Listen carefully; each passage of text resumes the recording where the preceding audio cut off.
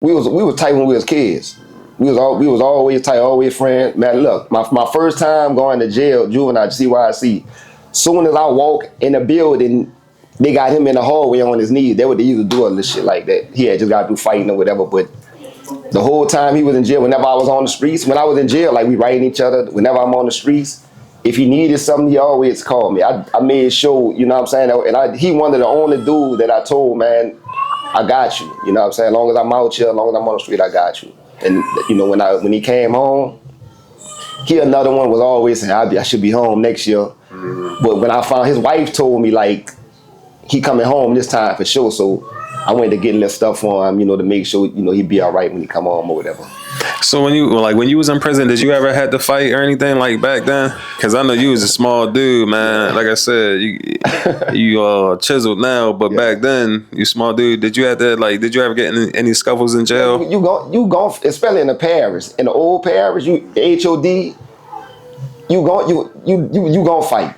Ain't no such thing as you that chill, that lady. You gonna fight, bro. You gonna fight. And then the attitude I had, I was on this I'm skip bullshit. You know, I was a little bit of nigga, so yeah, you know, yeah, you got to fight. Nah, for sure. And we pretty much we in August this month, so this month makes 20 years of since Hurricane Katrina, and you were locked up at the time, right? Locked up. Were you locked up out here, like in New Orleans? Cottonport. I was in Louisiana. I was in Cottonport, Louisiana. Did it hit out there? Like hard? No. Nah. But do you remember like calling or trying to call home and getting updates? Like what do you remember from what was going on? When it first happened, we didn't know like how it really was. Like, you know, we hearing that there's a category 5 or whatever. You know, I didn't understand that shit till we went to seeing it on the news. But it was about to get real up there with dudes from New Orleans, you know what I'm saying? Because nobody couldn't contact nobody. Nobody couldn't get in touch with their people. And it got so real that the warden, they had got everybody from New Orleans, they got us on the yard. Matter of fact, a dude named Tatum, he got them. The wardens came out there, was giving cell phones, letting people try to contact people with the yard. It was shit that got real, bro. But I was messed up, brother. The little family I did have, I couldn't contact nobody. I thought most of my people was dead because I was hearing, you know, some dudes up there, they find out like, man, my mom drowned and shit like that. And I'm like, damn. Yeah, that's messed up. And then obviously he's probably seeing it on TV too. He probably thinking like it was bad, man. I mean, like I said, I'm from Maryland, but I remember that. I was watching that every day, like on the news, and how they was doing them people, just leaving them out there, not really sending no help, and then afterwards, FEMA not really. You know what I'm saying? Superdome. I was hearing the horror stories about being in the Superdome, all type of stuff. Right. So that was definitely a tough time period. But I want to go back to the Magnolia and another rapper that we hear about, but a lot of people don't really speak about. Did you have a relationship? Because I know he was real close with Stone. He kind of came up under Stone. Wacko. Did you have a relationship with Wacko? Man, that's my dog right now. When he used to be rapping and just in the project. You know what I'm saying? You gotta tell him come on the platform, man. I think I DM'd him. He looked me off. Yeah. You ready? I don't know. It was probably years ago. I don't even know. I can't remember. But yeah. So that's somebody that you had a relationship with growing up. We still tight. I fuss at Wacko all right now. Say, bro, JB, if you get in touch with him, tell him that you hear the music he got, bro. Dog, we get on Wacko all the time about, man, put the music out, bro. He still got it in him, like, to make another run. Mm-hmm. But he messed up about whatever happened with him and Juvie. Like, whatever that situation was, he told me. I never talked to Juvie because it really ain't my shit for me to go at Juvie like, man, what happened or whatever. But whatever happened with them, like, he messed up about it, bro. Yeah, because I guess from what I gather, is something over the Know Your Clap. Yeah. And probably like publishing. Yeah. I don't know if I'm using the right words. Like publishing and stuff like that. Yeah. Then I seen Skip. Skip was on. Did you know Skip? I don't know Skip personally, but we know each other. Because he was on Gangsta Platform. He was speaking on it too. Skip, another one who overlooked my DM. Come on now, Skip. out this bitch looking like a ghetto Mr. Potato Head. All right, let me see. Yeah, okay, yeah. So Wack, you would say he came up under Stone because I mean he voiced that before a lot of times. So Stone, being the big dog, a lot of people came up under him. Another person we hear about, even Soulja Slim rapped about, Iggy. Did you have like a relationship with Iggy? Like what was he, like who was he to the Magnolia? Iggy like in that generation after me. Iggy ran like with the like I said the dudes after me, but yeah, Iggy was a hustler. Iggy was a hustler. He did a little bit of everything.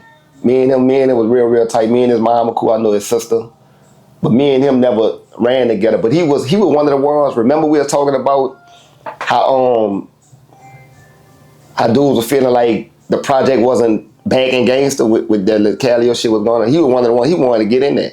Oh yeah. Yeah, he wanted to get in, but his cousin out the Calio, dude we used to call Ethan, he was telling them like, don't mess with that or whatever. But Iggy, he was trying to, he wanted to get in there bad, like yeah. And I think I asked you this on part 2 because it was only, you was locked up and you didn't really know why.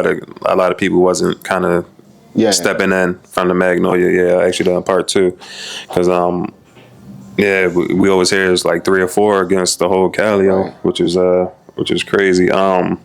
So another person who I originally thought he was out the 7 War, but they said that he kind of grew up in the Magnolia was Lil Tank. Yeah. Did you have a relationship with Lil Tank? Yeah, Tank was my little partner. Tank used to be with me. You got to realize he was in a project. He was just a little boy. He was on like this little pretty little red little dude with the temples and all that shit. I used to take him with me about females and all that shit. And I don't know if you heard, but they say Dooney was the first one to put a gun in his hand. Mm-hmm. You ain't never hear that? Yeah, we was on our way. We was about to go in the mouth one day, and Tank happened to be out there when we had a van. We put all the guns in the van, and he just walked. He like, man, I'm coming. But he was a little dude. You'd be gambling, playing. He was lucky with the dice and all that shit. And he like, man, he said, I'm coming. Everybody was telling him no. Like, man, no. Dooney went got a gun out the van and gave it to him and told him, come on. He went with us in there, but ain't nothing happened that night because nobody was outside or whatever. But yeah, that was my little partner. And look, and when Tank got out of jail for that, before he lost his life, he called me.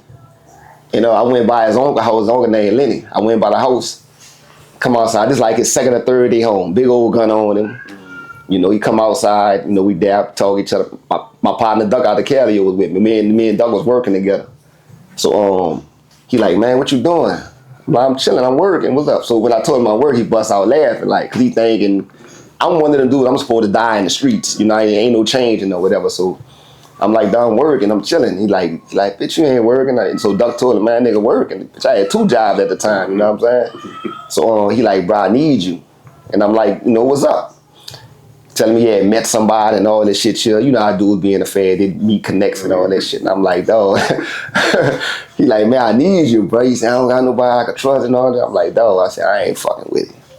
And that was that. And look, he said, I swear to God, before I left, when he was messing with me about the job thing, and he said, I'm dying out here. Mm. He said, ain't no change. And he said, I'm not letting them handcuff me no more. And he stood on that. Yeah, and I think that video on YouTube. Yeah. Did you ever watch it? I saw it. I saw it when it first happened. Did you? How did you see? Like, was you like, damn, he really kind of like stood on what he said? Like, yeah, he did. But me knowing him, he died the way he said he was gonna die. But Tank was hot headed, and I really thought he would have been not getting shot in his back or nothing, like, you know what I'm saying? Like, I pictured him running toward the police, making them, you know what I'm saying? But yeah, he stood on what he said. So what was up with Dooney and getting these younger dudes to like, you just say, like you said, Tank, was he younger than y'all? Yeah, Tank was like, at this time, Tank had to be like 14 because all of us was young. Yeah. He had to be like 14 or something like that. So what's up with Dooney always recruiting these younger people, man? Like, what was that about? Did he used to like keep little crash outs around him, I guess? I ain't gonna say that. He just, felt like, let them, if that's how they feel, let them go.